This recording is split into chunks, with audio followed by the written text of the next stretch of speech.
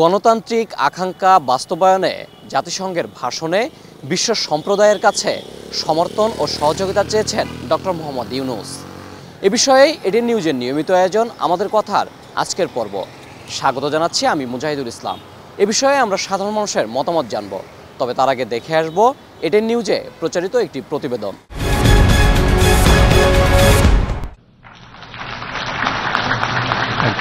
জাতিসংঘের সাথে বাংলাদেশের অংশীদারিত্বের সুবর্ণ জয়ন্তী উদযাপনের বছর আর নতুন দায়িত্বে এসে এবারই প্রথমবারের মতো ভাষণ অন্তর্বর্তী সরকারের প্রধান উপদেষ্টা ডক্টর মোহাম্মদ ইউনূসের। বিসমিল্লাহির রহমানির রহিম। নতুন বাংলাদেশকে তিনি পরিচয় করিয়ে দেন ছাত্র জনতার বিজয় হিসেবে। প্রথম দিকে মূলত ছিল বৈষম্য বিরোধী আন্দোলন, পর্যায়ক্রমে তা গণ আন্দোলনের রূপ নিয়েছে। আমাদের জানা মতে প্রায় 800-এরও বেশি জীবন আমরা হারিয়েছি স্বৈরাচারী শক্তির হাতে। প্রধান উপদেষ্টা বলেন, বাংলাদেশ গুম প্রতিরোধে আন্তর্জাতিক কনভেনশনে যোগ দিয়েছে এবং নির্মম অতীত যেন আর ফিরে না আসে কোনোদিন, সেই জন্য আমরা কিছু সুনির্দিষ্ট খাতে সংস্কারকে অগ্রাধিকার দিয়েছি। আমাদের দেশের মানুষ মুক্তভাবে কথা বলবে, ভয়ভীতি ছাড়া সমাবেশ করবে, তাদের পছন্দের ব্যক্তিকে ভোট দিয়ে নির্বাচিত করবে। এটাই জাতির আকাঙ্ক্ষা এবং এটাই আমাদের লক্ষ্য। বাংলাদেশের সাম্প্রতিক গণ অভ্যুত্থানে এবং জাতিসংঘের শান্তি রক্ষা কার্যক্রমে বাংলাদেশের প্রতিরক্ষা বাহিনীর অবদান তুলে ধরেন তিনি। নানা প্রতিকূলতা সত্ত্বেও জাতিসংঘের ভবিষ্যৎ শান্তিরক্ষী কার্যক্রমগুলোতে বাংলাদেশের প্রতিরক্ষা বাহিনীর সদস্যরা একইভাবে অবদান রাখার সুযোগ পাবে। ডক্টর ইউনূস বলেন, জলবায়ু পরিবর্তনজনিত দীর্ঘমেয়াদী প্রভাবগুলো অপূরণীয় ক্ষতির কারণ হয়ে দাঁড়াচ্ছে। বাংলাদেশের মতো জলবায়ু ঝুঁকিতে থাকা দেশগুলোতে অভিযোজনের জন্য ব্যাপক বিনিয়োগের আহ্বান জানাচ্ছি। গরিবের ব্যাংকার খ্যাত নোবেল বিজয়ী ডক্টর ইউনূস এই বিশ্বমঞ্চে এসেও তরুণদের উদ্যোক্তা হওয়ার আহ্বান জানান। সমগ্র বিশ্ব একসাথে 3-0 লক্ষ্য অর্জনের ধারণা বিবেচনা করে দেখতে পারে, যার মাধ্যমে আমরা শূন্য দারিদ্র, শূন্য বেকারত্ব এবং শূন্য নেট কার্বন নিঃসরণ অর্জন করতে পারি। গাজায় অবিলম্বে যুদ্ধবিরতির আহ্বান জানান তিনি। আমরা তাই উভয় পক্ষকে সংলাপে বসে বিরোধ নিরসনের মাধ্যমে যুদ্ধের অবসান ঘটানোর আহ্বান জানাচ্ছি। বাংলাদেশের অন্যতম বড় সমস্যা গত 7 বছর ধরে মিয়ানমার থেকে আসা 12 লাখের বেশি রোহিঙ্গা। তাদের নিজ দেশে ফেরানো, তাদের জন্য ন্যায় বিচার প্রতিষ্ঠার দাবি তোলেন ডক্টর মোহাম্মদ ইউনূস। আন্তর্জাতিক সম্প্রদায়ের পর্যাপ্ত সহায়তা অব্যাহত রাখার আহ্বান জানাচ্ছি। ডক্টর ইউনূস বলেন, সকল রাষ্ট্র সমানভাবে সম্পদ ও সুযোগের ব্যবহার যাতে করতে পারে তেমন উদ্যোগ দরকার। উন্নয়নশীল দেশগুলো থেকে পাচার হয়ে যাওয়া সম্পদ ফেরত আনার জন্য আন্তর্জাতিক সহযোগিতা জোরদার করতে হবে। আমরা আশা করি কর ফাঁকি রোধে আন্তর্জাতিক কর কনভেনশন অতি শীঘ্রই গৃহীত হবে।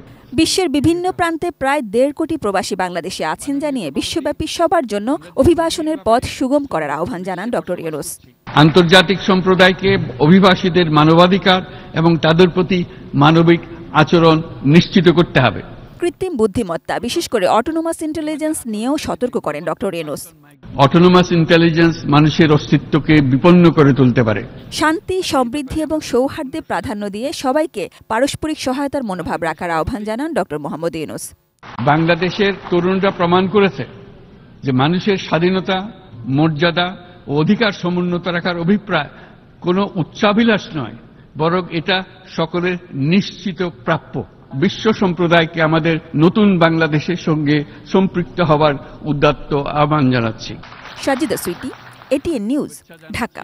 ধন্যবাদ জানাচ্ছি। এতক্ষণ প্রতিবেদন দেখছিলেন, এবার জানবো সাধারণ মানুষের মতামত। একটা দেশের গণতন্ত্র প্রতিষ্ঠা করার জন্য অবশ্যই অন্য একটা দেশের সহযোগিতা প্রয়োজন।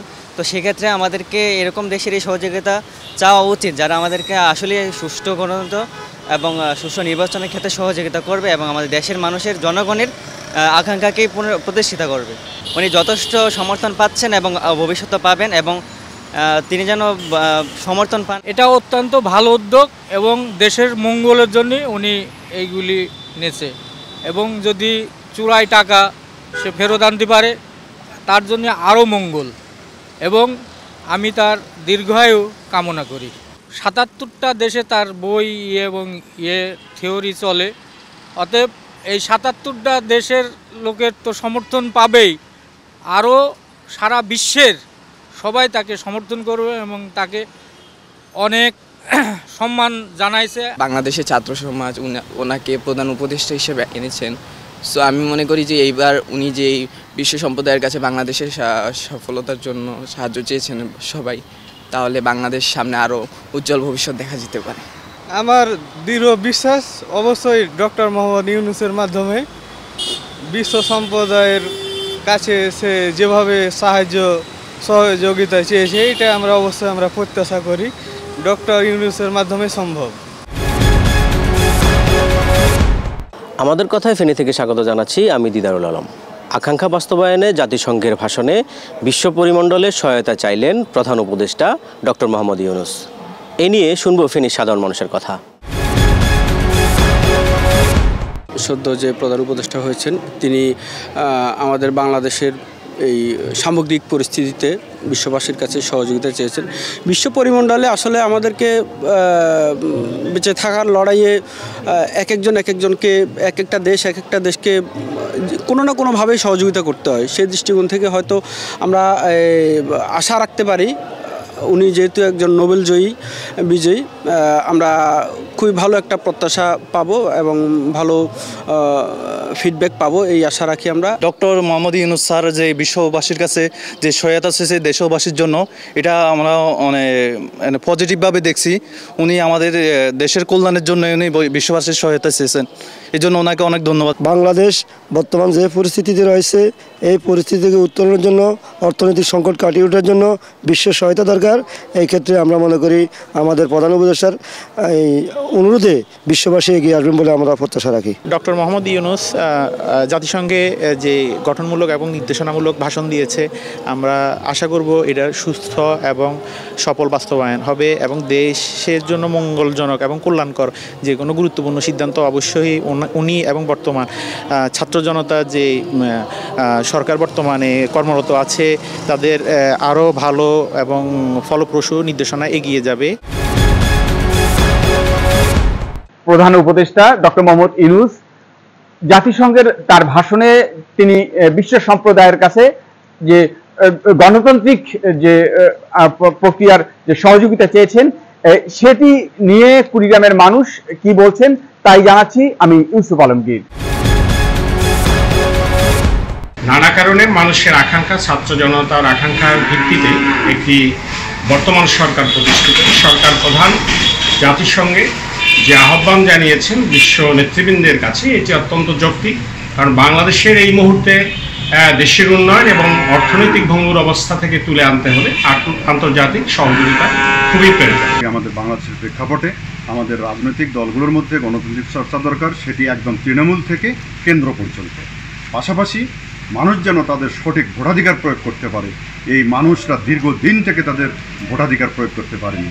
আমি মনে করি ভোটাধিকার প্রয়োগের মাধ্যমেই তারা তাদের সঠিক গণতান্ত্রিক পদ্ধতি অবলম্বন করেই তারা এই গণতন্ত্রকে প্রতিষ্ঠা করতে পারে। পরবর্তী পর্ব দেখার আমন্ত্রণ জানিয়ে শেষ করছি আজ। সে পর্যন্ত সবাই ভালো থাকুন, সুস্থ থাকুন, চোখ রাখুন এটিএন নিউজে।